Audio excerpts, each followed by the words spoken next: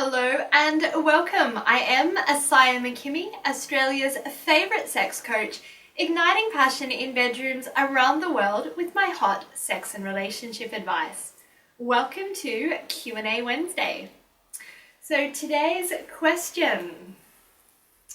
Hi Isiah, I'm trying to settle an ongoing argument with my husband. Can you please tell us how often is normal for couples to have sex? I think we're in the normal range, but he still wants it more often. Thanks. Okay, this is such a great question, and it's one that I get asked quite a lot. To be honest, it's also one that I'm really reluctant to answer.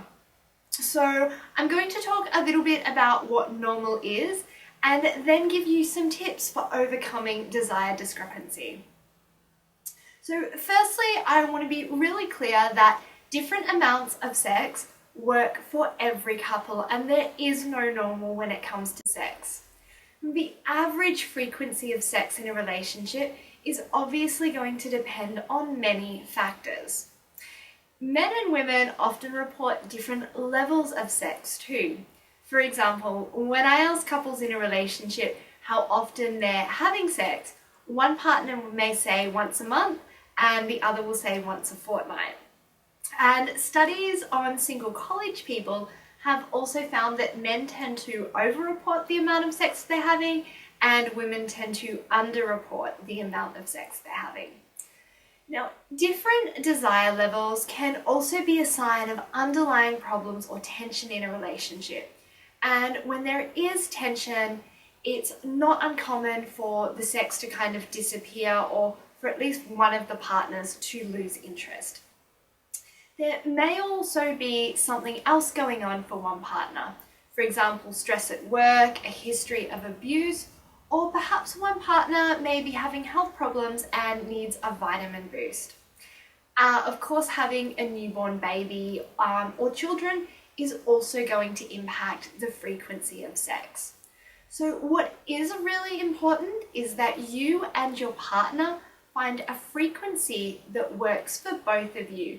And if you have a desire for different amounts, that you work together to overcome that so it doesn't turn into arguments or tension or eventually even separation between you. With that in mind, let me give you some of my tips that have helped so many other couples overcome desire discrepancy in their relationship.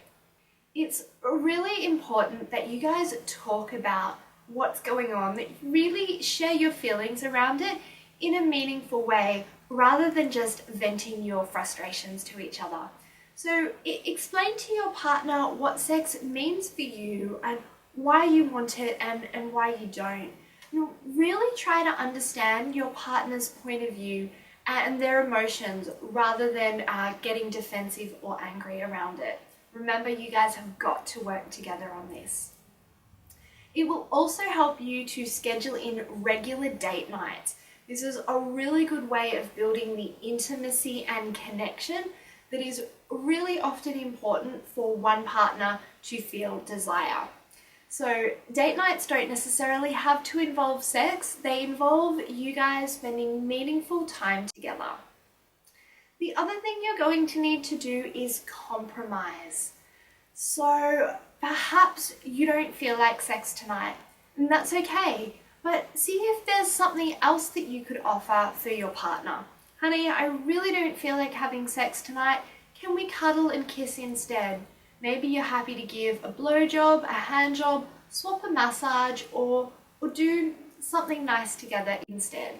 Now, I also want to say that if you're struggling with this over a long period of time, it is going to be important for you guys to potentially seek professional help around it.